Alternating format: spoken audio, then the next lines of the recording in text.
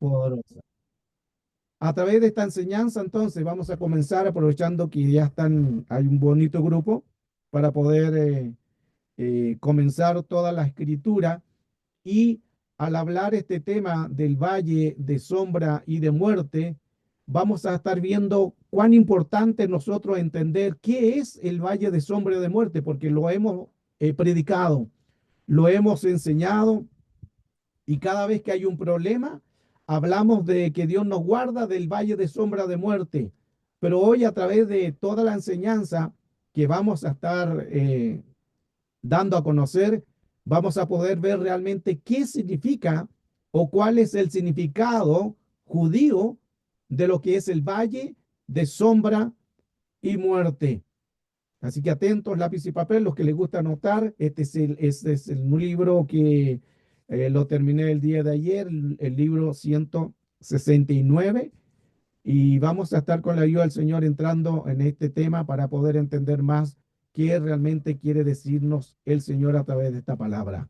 El valle de sombra y de muerte.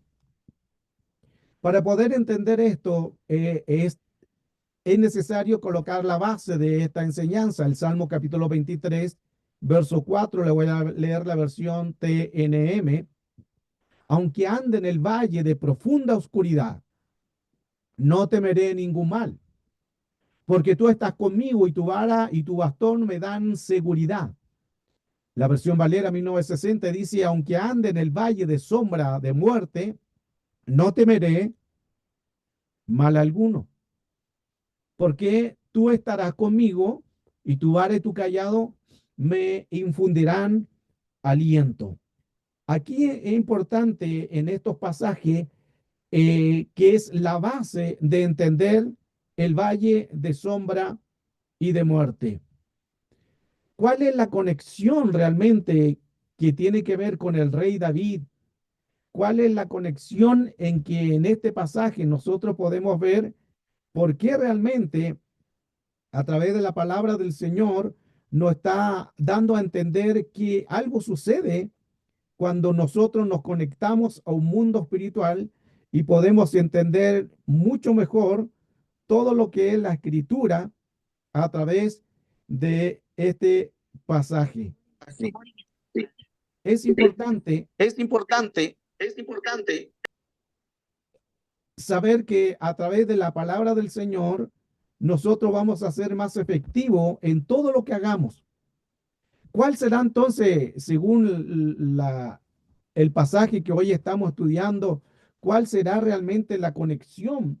Porque en esto, aquí podemos ver que a través de David hay una conexión divina entre Jesucristo y todo lo que tiene que ver con David.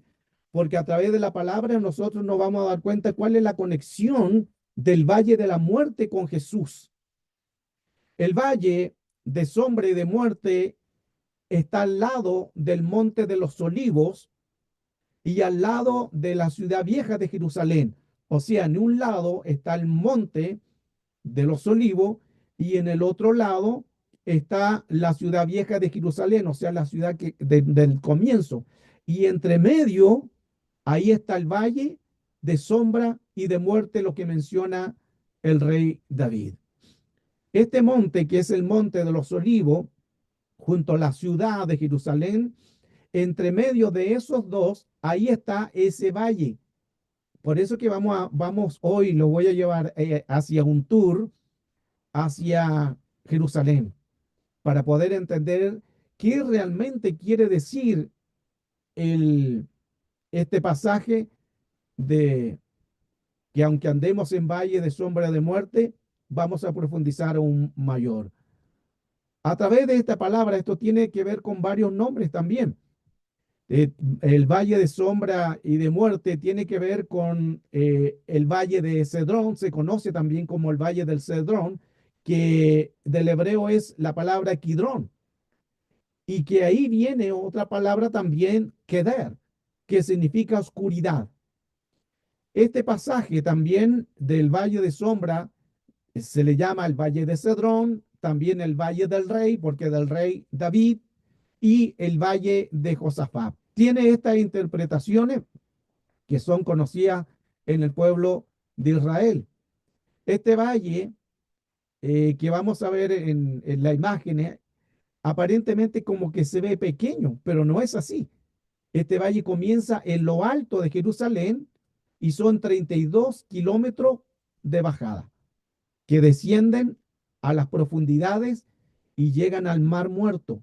O sea, esta enseñanza es una enseñanza que nos va a llevar a un viaje tanto físico y espiritual, porque aquí vamos a poder nosotros entender con mayor profundidad qué realmente quiso decir el salmista a través de lo que es el valle de sombra y de muerte. Y estas fotos, las que estamos viendo, las que usted está viendo, son fotos originales, reales de aquel lugar, de aquel valle, para que podamos colocar entonces la mayor apreciación a esta enseñanza y qué quiere decirnos el Señor. En este valle son 32 kilómetros entonces que van de bajada.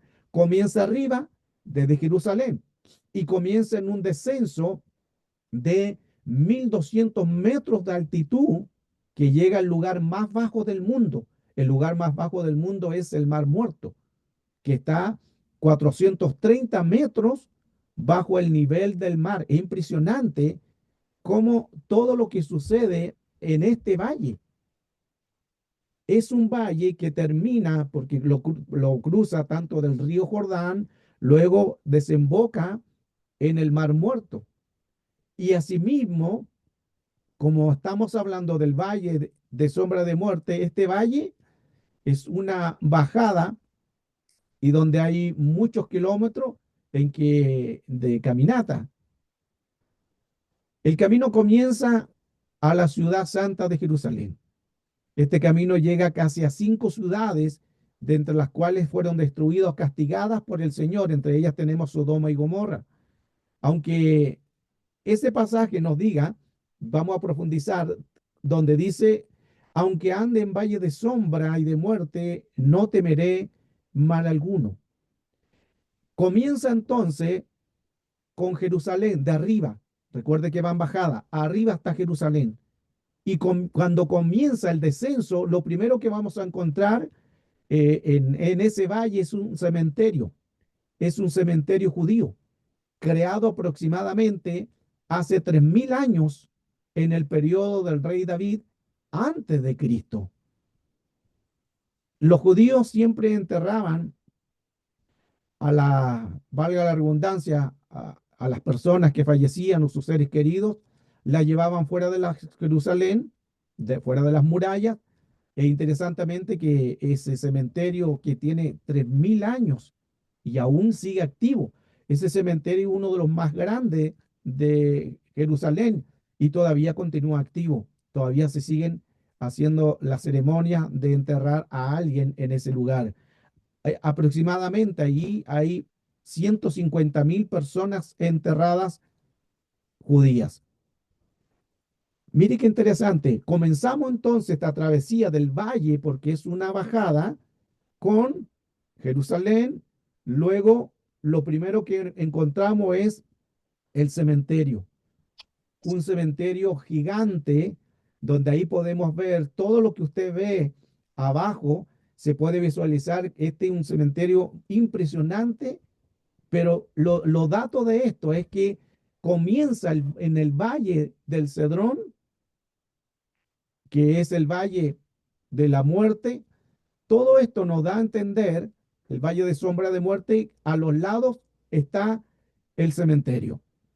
Este es el cementerio judío, el cual es, la verdad es impresionante la cantidad de gente que está ahí, eh, de seres queridos de los judíos. Sigamos la travesía. Siguiendo el camino de bajada, se encuentra un pilar. Dentro de ese pilar que están las fotos ahí mostrándose, algunos dicen que puede ser el pilar de Absalón y se toman de la base bíblica de segunda de Samuel 18:18, cuando dice que en la vida Absalón había tomado y erigió una columna, la cual está en el valle del rey, o sea, cuando dice el valle del rey es la ciudad de David. Y Dice, yo no tengo hijo que conserve mi memoria en mi nombre. Y llamó a aquella lugar la columna y le puso su nombre en la columna, que quiere decir que es el pilar de Absalón.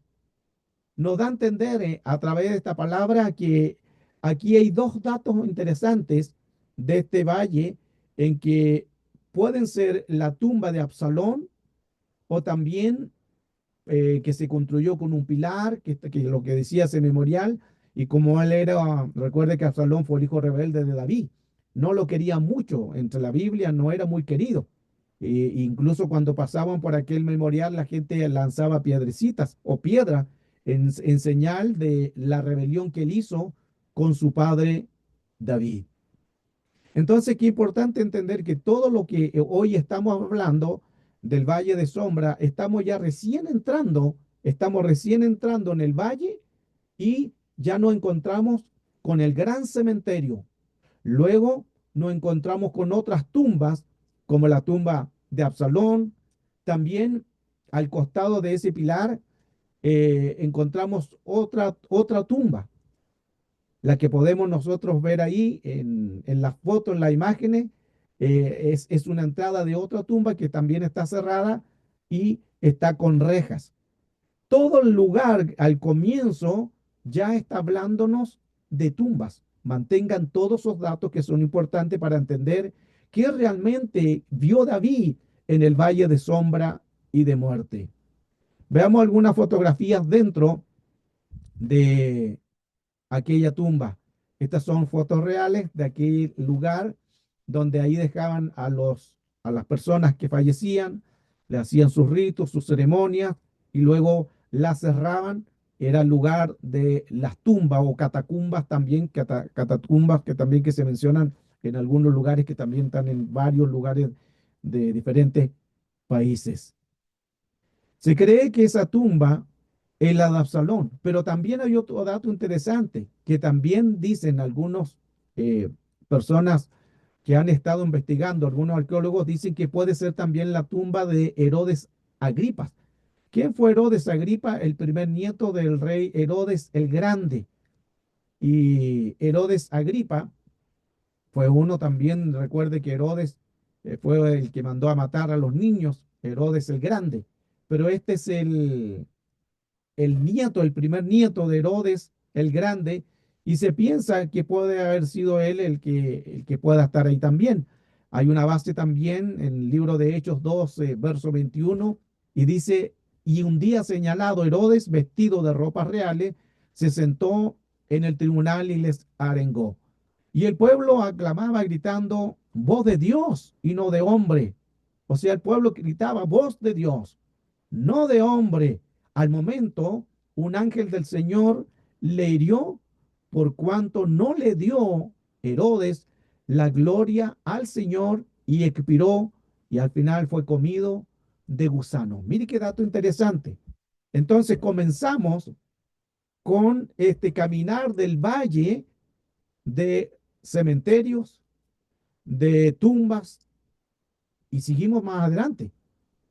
El arqueólogo Gaby Galbaldi, él cree que ese lugar es la tumba de Herodes Agripas y porque la arquitectura se parece mucho a la tumba de Herodes el Grande. Y esta tumba de Herodes el Grande está en Herodión. Y podemos ver como las similitudes que son casi iguales. Por eso que Gaby Garbay, este arqueólogo, él dice que posiblemente puede ser, son las teorías, las tesis, pero le estoy compartiendo lo que es ahora, lo que es en el pueblo de Israel, en que se creen que pueden ser o la tumba de Absalón o la tumba de Herodes Agripa I. Al seguir caminando bajo ese valle, nos encontramos que alrededor está rodeado de tumbas. De ahí que viene el texto, aunque ande en caminos o en valle de sombra y de muerte, es la expresión que comienza el salmista a dar a conocer, porque es como caminar en un cementerio y a los lados solo hay muerte, solo hay tumbas, solo hay lugares de, de sombras y muerte.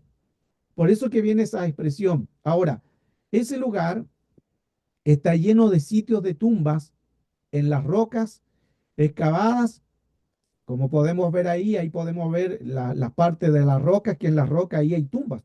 Y en la parte, al lado, del otro lado, vemos también hacia abajo en el suelo las tumbas. Y por el medio, ese es el camino que vamos a ver por qué David expresó el camino del valle de sombra y de muerte. Entonces ya estamos colocando antecedentes de lo que ocurre en aquel lugar.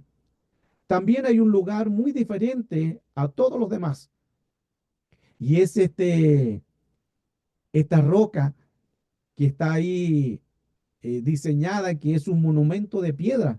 Miren lo interesante, que este es un lugar muy diferente por la arquitectura que está hecho, porque es solo de una sola piedra. Impresionante.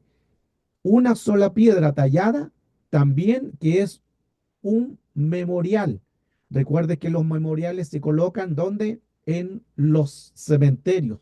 Y aquí encontramos este memorial impresionante de la columna tallada de roca. Todo eso es una sola roca, es una sola piedra. Interesante cómo toda esa arquitectura se llega a edificar. Ahora, a los lados de aquel memorial que ya le mencioné, que ya vimos, nos encontramos con más tumbas. Aquí vemos otra tumba excavada en la roca, y en esa tumba aparece un escrito. Ahí donde está identificando la flecha, esa es otra tumba. Y también aparece escrito quién está enterrado ahí. Lo vamos a averiguar, lo vamos a saber ahora a través de este viaje que estamos haciendo hacia la Palestina, este viaje que los llevo hacia el valle de sombra y de muerte. En esa tumba están Alejandro, Anais, Joyce, Judá, Simón, los hijos de Juana, Jair, que en todo esto representan a las familias sacerdotales. Ahí están parte de las tribus de Leví, están los descendientes de Aarón, están los sacerdotes que ellos hacían la ceremonia dentro de, de los templos, y cuando fallecieron le hicieron ese lugar. Ahí es donde están la gran mayoría de los hijos de Leví, a los sacerdotes de Aarón, y ellos los que oficiaban ceremonia, ellos tienen ese lugar donde salen los escritos, hay un pilar donde salen todos estos nombres de las personas que están en ese lugar. Sigamos la travesía. Veamos la tumba ahora eh, por dentro. Aquí, esta es la entrada. Esta es la entrada de aquella tumba, y vamos a poder entrar a ver qué es realmente lo que hay en esas tumbas. Recuerde que estamos entrando en el valle de sombra y de muerte, que ya vimos, comienza con el gran cementerio y continúa con muchas más tumbas. En toda esta construcción cavada en roca es algo impresionante la construcción, porque sin ningún tipo de maquinaria se pudo hacer. Vemos en la foto de abajo los pilares, las paredes, todas tan lisas, y ni siquiera ellos tenían las maquinarias en que en este tiempo o se puede cortar la piedra en perfección, y ellos cortaban sin tener este tipo de maquinaria. Eso nos da a entender entonces la inteligencia que se veía en ese tiempo. Ahora, en cada abertura, estos son los nichos. En cada abertura, hueco que se pueden ver ahí colocaban a los diferentes difuntos, los fallecidos. Esos son los nichos de ellos. Estas son fotos reales, originales, que estamos enseñándole a través de esta enseñanza para poder entender más qué realmente quiso decir el salmista. Estoy colocando bases para que usted vaya teniendo una idea por qué el salmista escribió el Salmo 23, verso 4: aunque ande en valle de sombra y de muerte. Mantengan esas dos áreas. También está la tumba más antigua del valle de sombra y de muerte, y una de las más importantes en el punto de vista bíblico. Al ver nosotros esta imagen, en quizás muchos dirán que se parece a una casa antigua, pero no lo es. Es una tumba de la época del rey Salomón. Mire qué impresionante esa tumba que está ahí. Y coloque mucha atención ahí porque vamos a ver también quién está ahí en aquella tumba. Pero mire la estructura, es impresionante, como si fueran un patio gigante con edificio, primero, segundo, tercero, cuarto, sigue abajo, hacia los lados. Es una de las tumbas más grandes en lo que es el lugar en sí de una tumba, no del cementerio en sí, de la tumba. Esto parece, hermano, que algo pasó ahí. Y esto fue en la época del rey Salomón y vamos a ver por qué se construyó y quién la construyó. Mire esa tumba. Eso no es una casa. Pareciera una casa gigante de segundo o tercer piso, pero es una tumba. Lo que hace diferente a todas las otras tumbas judías es que las decoraciones que encontraron en esas tumbas, en aquel lugar, eran decoraciones egipcias. Y esa tumba también encontraron una pirámide. Lamentablemente, hubieron los saqueos, se llevaron los objetos, hasta los huesos de los que estaban ahí, se llevaron la pirámide, vinieron los saqueadores y dejaron todo eso, valga la redundancia, saquearon todo. Pero mire el dato interesante, es por qué encontramos en un templo, o sea, en lo que es en estos lugares, en un cementerio, por qué encontramos una tumba egipcia dentro de un cementerio judío. Es como que algo no calza y vamos a ver, y hay una respuesta de esto. Es como que nosotros vayamos a Egipto o usted vaya a Egipto y en Egipto vea tumba judía. No puede ser eso, no existe. Pero aquí vemos en tumbas o en cementerio, en este cementerio judío, vemos una tumba egipcia. ¿Qué pasa ahí? Porque no puede ser que esté algo como que no está correcto, está mal. Pero vamos a ver según la escritura, ¿por qué en este templo? ¿Por qué digo este templo? Porque ese lugar también se hizo como templo. Siga esta travesía. La pregunta entonces, ¿quién fue enterrado en aquel lugar? ¿Y por qué de un cementerio judío hay una tumba egipcia? La respuesta está, recuerde que esa persona, la persona egipcia, era de la época del rey Salomón. Y también recuerde que Salomón se casó con la hija del faraón. ¿Ya está tomando nota?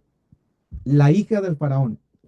Los expertos dicen claramente que ese lugar es la tumba de la hija del faraón y todos los utensilios que fueron traídos de Egipto los colocaron en aquel lugar del entierro. También ese lugar funcionó como un templo pagano a los dioses egipcios. Mire qué interesante lo que está sucediendo cuando entramos. Recuerde que estamos en bajada del valle de sombra y de muerte.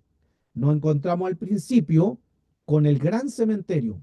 Luego seguimos bajando, nos encontramos con varias tumbas. Seguimos bajando, nos encontramos con la tumba de la hija del faraón.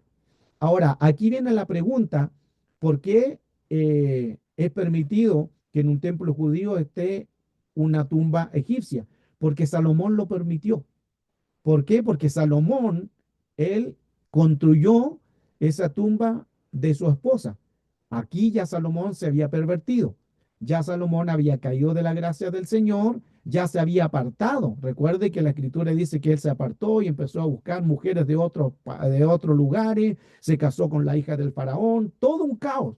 Y ese caos es donde nosotros podemos ver claramente que esa tumba es la hija del faraón. Por eso que Salomón permitió en un cementerio judío colocar una tumba egipcia. Pero lo más extraordinario que no solamente es una tumba, sino que ahí fue un lugar pagano de dioses egipcios. En ese lugar se hicieron adoraciones. Esa tumba se convirtió en el templo pagano de los dioses de Egipto, por eso que lo vemos tan grande. Ahí ellos hacían sus ceremonias, ahí ellos hacían sus ritos, ahí traían sus dioses paganos, y esto lo permitió Salomón. ¿Por qué lo permitió? Porque ya Salomón se había pervertido.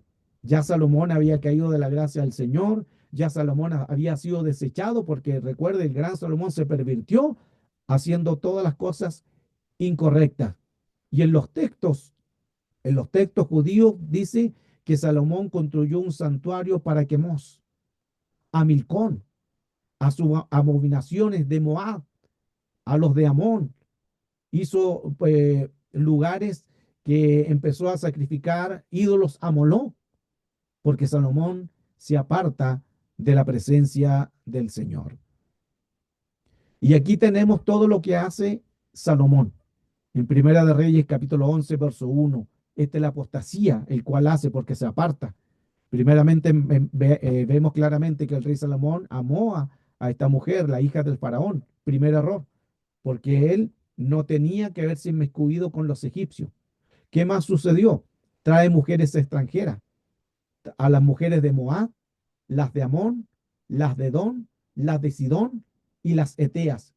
Todo eso fue desagradable ante los ojos del Señor, porque dice la Escritura, el verso 2, gente de las cuales Jehová había dicho a los hijos de Israel, no os lleguéis a ellas, ni ellas se llegarán a vosotros, porque ciertamente harán inclinar vuestros corazones tras sus dioses. Salomón no escuchó eso. Y Salomón no escuchó la voz del Señor que estaba escrito. Él sabía de esto, pero lo hizo consciente. Y él prefirió el amor de la hija del faraón, y no solamente vinieron ellas, sino vinieron en mujeres extranjeras. Verso 3, al final vino a tener 700 mujeres y 300 concubinas. Y las mujeres desviaron el corazón de Salomón. Qué interesante todo lo que es cuando uno se pervierte. Imagínense, 700 mujeres reina y 300 concubinas. Tuvo 1000 mujeres. Hermano, yo no sé cómo lo hizo. Si con una, los que están casados, con una ya tienen problemas. Imagínense con 1000 mujeres. Aleluya. Imagínense 1000 suegras. Aleluya. Qué terrible. Pero mire qué interesante todo esto, porque nos da a entender cómo se desvió el corazón de David, perdón, de Salomón, producto también de todo un caos que venía. Salomón se pervierte, el corazón de Salomón se pervirtió tras dejarse ir a dioses paganos. El verso 5 dice, porque Salomón siguió a Astoré. O sea, ya no solamente la hija del faraón, la mujer extranjera, sino que empieza a seguir a Astoré, a la diosa de los sedonios, también a Milcón, que era abominable de los amonitas. Y Salomón hizo lo malo ante los ojos de Jehová y comienza también con puros caos, trayendo perversidad al pueblo de Israel. Verso 7. También Salomón edificó un altar a Quemos, que era el ídolo abominable de Moab. Cuando habla de Moab también y de los que son los moabitas. Y los de Amón son los amonitas. Y mire qué interesante también, ídolos abominables a Moab en el monte que está enfrente de Jerusalén. Y a Moloc, ídolo abominable de los hijos de Amón. Todo lo que permitió Salomón en aquel lugar. Por eso que el salmista, cuando empieza a escribir el valle de sombra y de muerte, es porque todas estas figuras de lo que ya estamos en esta travesía viendo, hay caos, hay muertes, hay inclinación a paganismo, hay templos paganos, hay templos inmorales, a dioses sidonios, dioses Milcón, dioses Astarot, dioses a Quemos, los de Amón, los de Moabita, los de Moloc. Todo eso está sucediendo en el valle de sombra y de muerte. Seguimos la travesía. Esa tumba egipcia era uno de los templos paganos que Salomón construyó. Hemos visto entonces cómo en aquel valle de sombra y de muerte, en el camino hacia los lados, ¿qué es lo que hay? Tumbas, hay idolatría, hay paganismo y hay muerte. Por eso que ya usted está sacando las conclusiones. ¿Por qué David dijo el valle de sombra y de muerte? Pero esto no termina acá. En el verso 4, en la expresión siguiente del salmista, David cuando dice, aunque ande en valle de sombra y de muerte, no temeré mal alguno, porque tú estarás conmigo. Esa palabra, valle de sombra y de muerte, es la palabra Gei Salmadet. Es en el hebreo. Valle de sombra y de muerte es la palabra Gei Salmadet. ¿Qué significa esa palabra? Esa palabra, Salvabek, significa oscuridad, el valle de la oscuridad. Pero también Salvadet es una palabra compuesta, que Sal significa sombra y Bet significa muerte.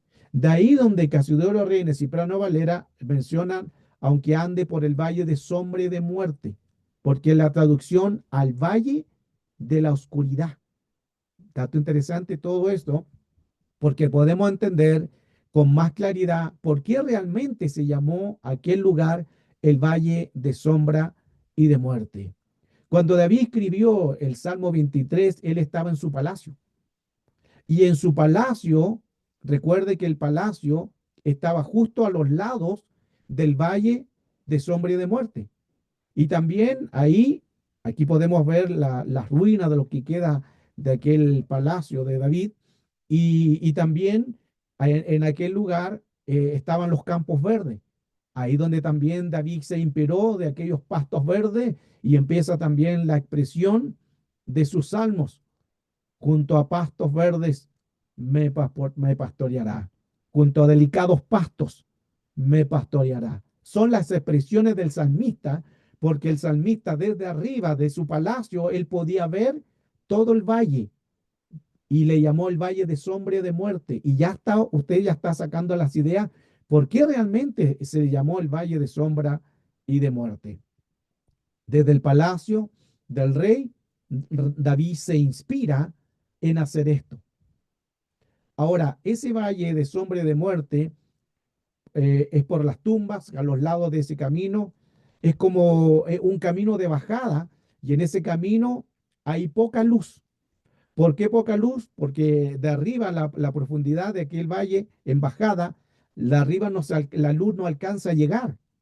Es el único lugar en todo Jerusalén donde hay mayor oscuridad en aquel lugar, aquel valle. Entonces, ese valle también está conectado con Jesús 1000 años después, porque el inicio de aquel valle, de aquel lugar, recuerde que el inicio del valle de sombra comienza con el jardín de Getsemaní. Y ahí, en el jardín de Getsemaní, Jesús es arrestado. Y cuando es arrestado, ahí comienza la enseñanza más profunda todavía, porque es el inicio. El jardín de Getsemaní es el inicio del valle de sombra y de muerte. Mire qué interesante, porque aquí estamos hablando lo que David escribió en su salmo, pero David no conoció a Jesús. Jesús es arrestado entonces y llevado desde el jardín de Getsemaní, llevado por el valle de sombra y de muerte que llega a la ciudad de Jerusalén, la ciudad vieja, que en pocas horas es juzgado, condenado y crucificado. De este lugar de Getsemaní, si usted se fija, comienza una bajada. En esa bajada es el lugar del valle de sombra y de muerte. Y a los lados tenía el rey su palacio. Entonces, mire qué interesante todo lo que estamos mayormente profundizando. Recuerde esto dato interesante también que David no conoció a Jesús. Muchos años después, Jesús aparece, pero en ese mismo camino que David escribió, él sin saber, cuando escribió el Salmo 23, que por ese mismo camino de sombra y de muerte caminaría Jesús hasta su muerte. Dato interesante, porque desde el jardín donde Jesús es apresado, ese mismo camino no lo llevan por la ciudad lo llevan cuando lo llevan al Gólgota, pero cuando llevan a Jesús, lo arrestan en aquel lugar y lo toman prisionero, lo llevan por ese valle, porque es el camino que es más rápido para poder llegar a la Jerusalén antigua. ¿Cómo David en el Salmo 23 empieza a escribir aunque ande por el valle de sombra y de muerte, sin saber que ese mismo camino y que esa misma descripción era donde pasaría Jesús hasta llegar a su muerte. Qué impresionante todo esto. ¿Por qué David escribió esto miles de años después de Jesús? Porque él se le reveló. ¿Y que era David? Un adorador. Quien adora se le revela. Qué importante es adorar entonces el nombre del Señor. Por eso que vemos aquí en este camino de sombra y de muerte, caminaron varios personajes bíblicos, como lo más importante, porque era el camino en que todos transitaban. Ahí caminó en ese camino Abraham, Melquisedec, el rey de Sodoma, Absalón, David, Salomón y Jesús. Por eso, si usted se fija en la imagen, vemos que hay una sombra. Esa sombra es porque el sol no alcanza a llegar en la profundidad. ¿Por qué? Porque están las piedras, están las montañas a los lados. Por eso que David, desde su palacio, él podía escribir el valle de sombra y de muerte. Y ya vimos por qué es muerte, porque comienza con el gran cementerio. Luego de ese gigante cementerio, empezamos a ver tumbas tras tumbas tras tumbas y muchas tumbas, hasta que vimos también la tumba de la hija del faraón, que la tumba de la hija del faraón, porque Salomón se casó con ella y Salomón construyó la gran tumba que se transformó después en un santuario de paganismo egipcio. Y ahí hubo idolatría. Qué interesante. Entonces, todo eso es lo que sucede en el valle de sombra y de muerte. No temeré mal alguno, porque tú estarás conmigo y tu vara y tu callado me infundirán aliento. En todo lo que hoy hemos enseñado, nos damos cuenta que no solamente es una expresión que nosotros siempre la usamos cuando tenemos problemas, cuando tenemos angustia, cuando tenemos necesidad. No solamente está hablando de una expresión del salmista, de hablar y decir lo que había sucedido, sino que era algo mayor todavía, porque el salmista, a darnos a entender todo esto, nos está dando a conocer lo que sucedió realmente en aquel lugar. Hay muerte, hay caos, hay contaminación y todo esto es producto de lo que escribió el salmista. Recuerde que todo esto comienza desde el río Jordán y el río Jordán desemboca en el Mar Muerto. Lo interesante, recuerde que anteriormente le decía que este valle de sombra y de muerte, que es embajada, termina en el Mar Muerto. ¿Y qué dice la Escritura? La Escritura dice que todos nuestros pecados van a las profundidades de la mar, donde Él nunca más se acuerda, donde Él nunca más se recuerda de los pecados. Interesante que todos sin una bajada. Y el, el río Jordán comienza de agua dulce y termina con agua salada, porque el mar Muerto es uno de los lugares más salinos. Es uno de los lugares donde hay mayor cantidad de sal, por eso es que las personas ahí no se ahogan, porque la sal lo hace flotar. Pero el punto es que todo esto, lo que hoy vimos en esta enseñanza, ya podemos ver la importancia de poder saber que todo lo que sucedió en aquel lugar es producto de lo que escribió el salmista David: aunque ande en valle de sombra y de muerte, no temeré mal alguno. Cuando nosotros entendemos esta enseñanza,